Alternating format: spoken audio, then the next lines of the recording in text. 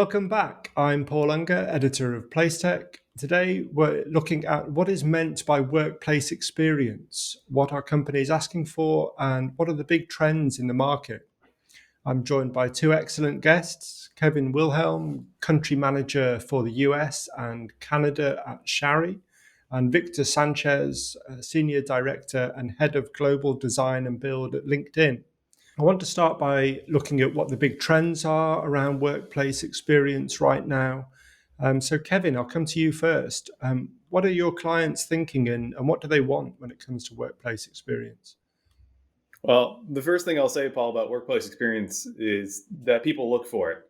People want to go to work and enjoy themselves. I know it's not like a big secret, but it's very true. People want to go to work. They want to enjoy themselves when they interact with one another in the office. They want it to be a good time. And there's a lot of good reasons why companies should want to support that as well. I mean, not just the basic ones. I mean, we all know that, you want to improve retention, all that fun stuff, but happy employees are going to give you 3 times the revenue growth compared to companies when they've surveyed and had unhappy employees. And it's important to look at it from a couple different ways. And I think that's something we're seeing as a trend is people looking at it as a combination of policy, training, space, and technology. They realize that there's not, like a one size fits all or one simple solution to workplace experience.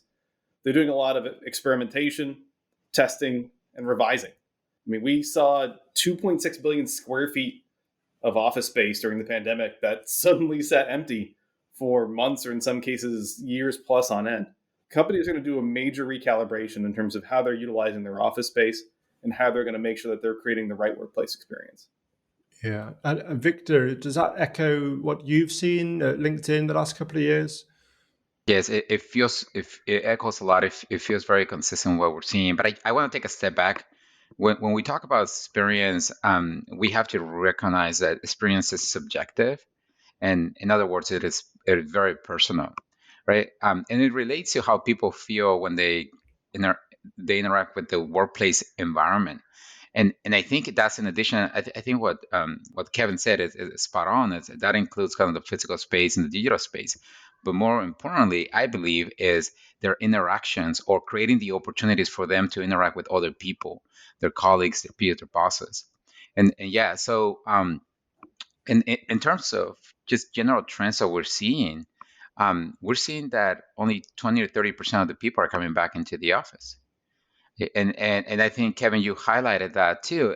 But if you think about what's happening outside of the office, what's happening in sporting events, what's happening at the airports, and that seems to be back to almost 100%. 100%. Right? So is people want that collaboration? People want that experience. I think that the office is has more work to do to create that space for them. Yeah, sure. And how does that subjectivity that you talked about at the outset there, people's needs and desires varying, how do you ensure as one single employer that you are meeting those various needs of different individuals that you employ essentially? Yeah, that's a fantastic question. So two things. One is what we're doing is really understanding the objectively and subjectively understanding the behaviors of the employees, right? Not only using analytics for to understand when people are coming in, what are they doing when they're in the office. For example, they're using a desk, or they're using an enclosed office. Um, the general utilization and behaviors within the space, but also asking them questions about like, hey, how is your work? What brings you back into the office? When you're in the office, what do you do? Or why do you even come into the office, right? So we have a ton of metrics that help us understand that both, again, objective and subjective. Um, but then I think when you start thinking about solutioning, a couple of things, and we're probably going to get into more of this. One is frictionless access, just make it super easy for people to come into the space. Second is agility and flexibility of the space, right? Flexibility and agility of the space. The space needs to change to support the different work modes, to support the different reasons why people come back into the office. Yeah, sure. And Kevin, how can software help with all this? I think Victor made a really good point when he was talking about the importance of frictionless access. One of the things we've discovered from all of this is that employees want trust. Whether they're working from the office or working remotely, they want their employers to trust them that they're going to do a good job and get done what they need to do. Access is a big part of it. Think of the traditional link in the chain of when I wanted to go to the office, all the different steps in terms of that onboarding that had to happen. Now, that onboarding is happening remotely, number one. And number two, we want to support people going back in. So imagine a scenario where, I'm an executive at a company and suddenly I find myself in Australia for vacation, for fun, doesn't matter. And I want to go visit the Australian office because I want to see those coworkers that I haven't seen in a long time. I want to have that really great collaboration that we're all trying to drive for now. The traditional way it would have worked is I'd maybe email my boss, who'd email someone else, who'd create a support ticket, who would do something else, who would do something else. I'd have to go pick up a plastic card and then I could go in and actually see someone. You think of what we can do now with mobile software technologies and frictionless access. That can be a one-click thing. That could be something that already exists in my profile. And it's going to make it a lot easier for that frictionless access to drive that collaboration, in particular that flexible collaboration, right?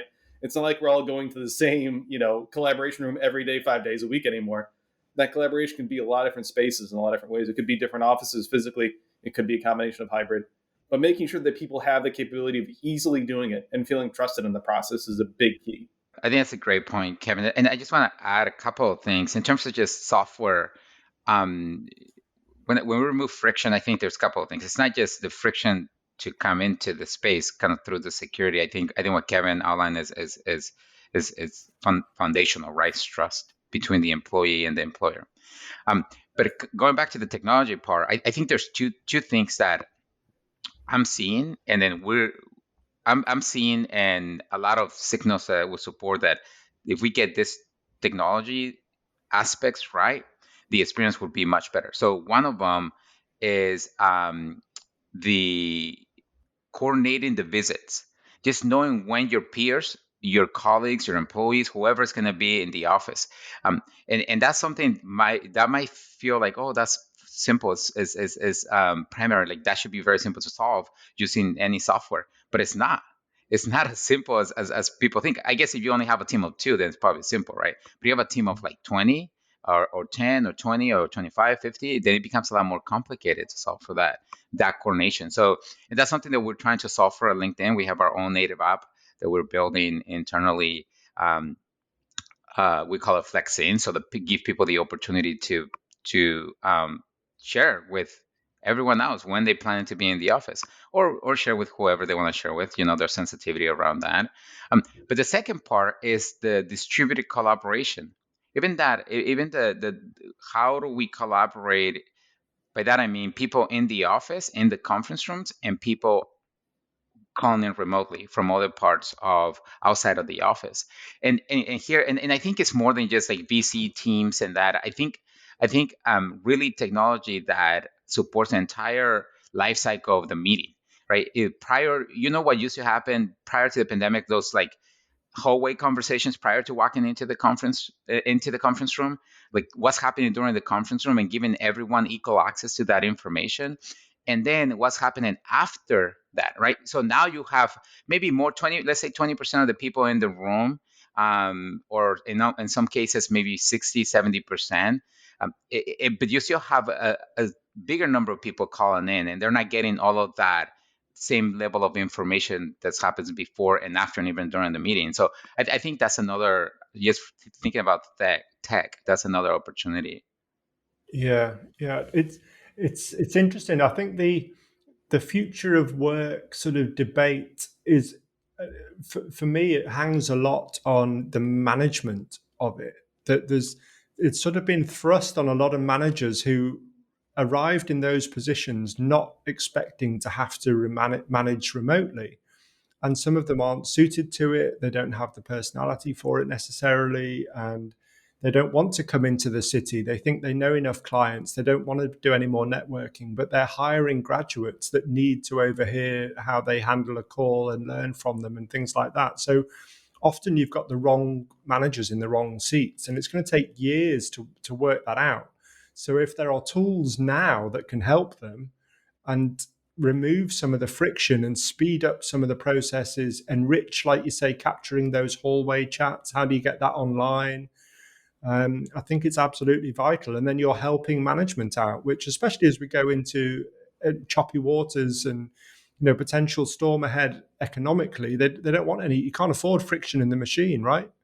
No, I mean, you make a really good point there, Paul.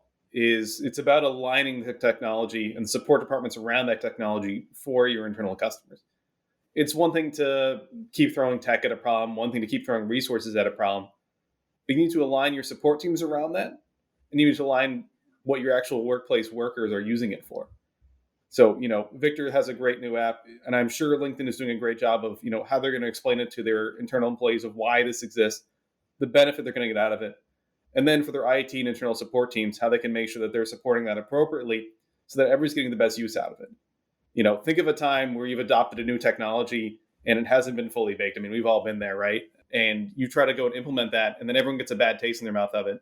And the whole goal behind it can get lost if you don't have that whole support structure around it. I think something that I've seen that's been really effective is when people are able to engage their senior leadership in that process.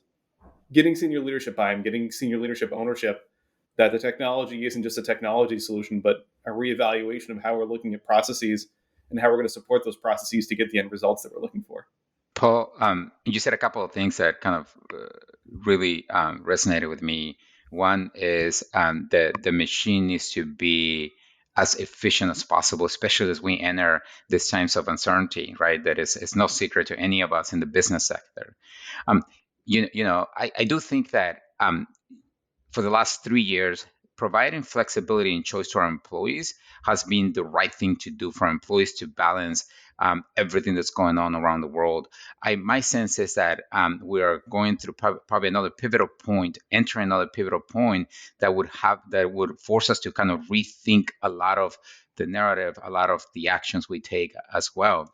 And what you share with us around middle management and kind of early in careers coming into the office more frequently or needing that support, middle management kind of saying, hey, I'm already, I build those relationships. Like I don't need to be in the office as often. We're seeing that at LinkedIn as well in some of our offices. Middle management are coming to the lower early in career folks coming to the office more frequently, middle management a little bit less, and then executives a little bit more. Right, that's kind of the general trend.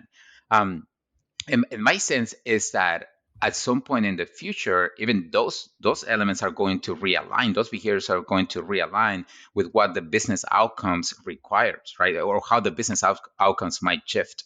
The expected business outcomes might shift.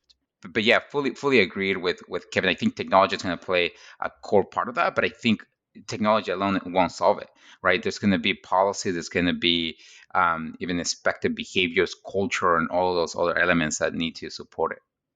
Yeah, and we hear a lot about community as well. I don't know whether it's one of those words that just sounds very nice and touchy feely. Or is it a real thing? How important is it, Kevin? You're nodding along there. Yeah, I mean, I think everyone's looking at ways to meet their peak performance. I mean, that's what Victor's saying 100% is that companies want to make sure that their employees are operating the most efficiently that they can. Community helps everyone. We all know it inherently, right? We know that community is a part of what makes us more enjoyable at our job, what makes us better at our job, what helps us grow. In particular, when we're talking about someone who's newer as an employee, getting that sense of community. And I think that's something we need to drive because I think of my onboarding process in my past career. It sounds silly, but those first like week or week and a half, 2 weeks or whatever, when you're meeting everyone and you're new and everything's exciting, everything's great. I see a lot of times now that onboarding process is moved remotely and everyone's just watching videos online, getting assigned technology remotely. Maybe there's a call or two or something like that to try to build that sense of community.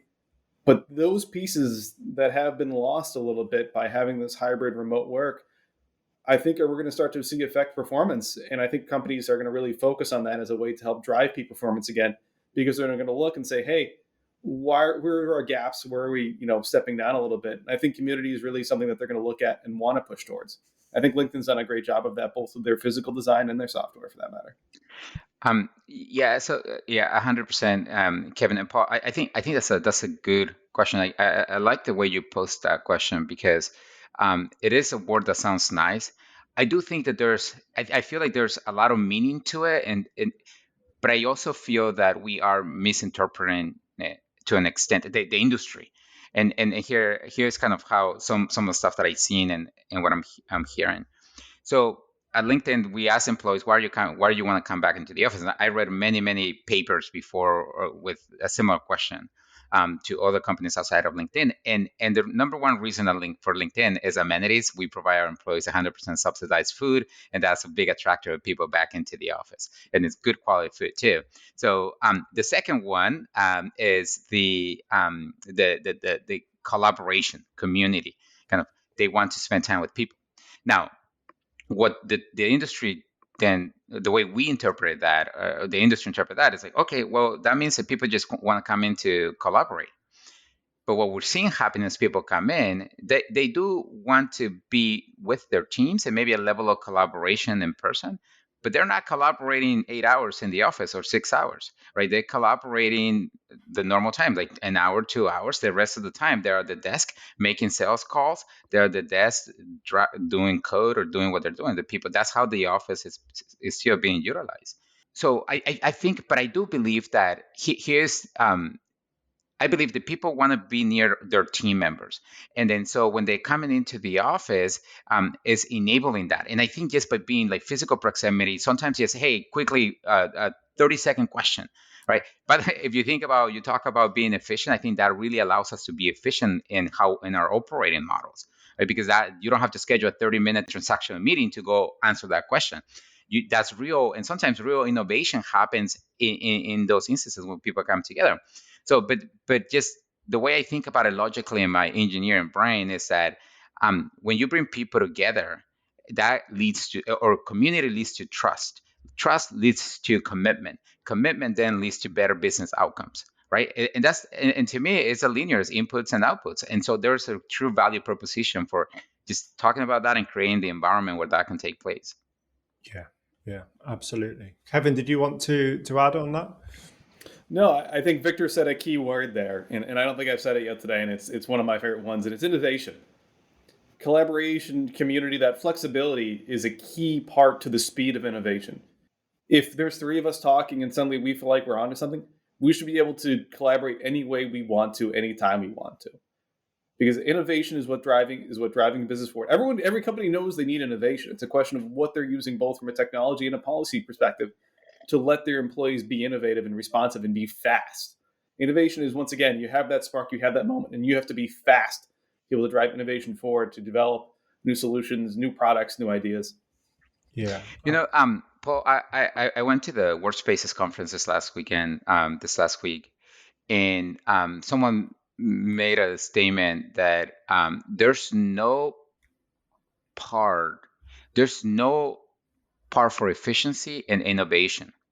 And really what they're trying to get to is or even productivity and innovation. And what they're trying to get to is when we talk about when working fully distributed, the one of the value propositions that we talked about is that allows us to be efficient, right? Or productive. People talk about, like, I can be productive from my house.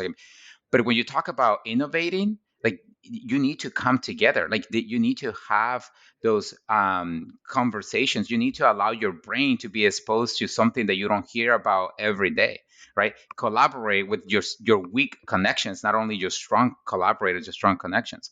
Yeah, I thought what Kevin was saying kind of just reminded me of that. Absolutely. And there are some big tech names like Google who have insisted on people coming into the office. Maybe not 5 days, but it has surprised some people. It got a lot of coverage in London where they said, we've hired people from all over the world, but we expect you here 3 days a week in the office because you have to expose yourselves to random moments and random ideas that you overhear. Because yes, you can have a eureka moment on your own and you think of a great idea, but a lot of great ideas and innovation come out of a conversation where somebody says something and somebody else has other knowledge and they can add, and together you create something. Have you thought of it like this? Have you tried it from this way round? So yeah, you can't do that sort of necessarily sitting at home in a more passive role.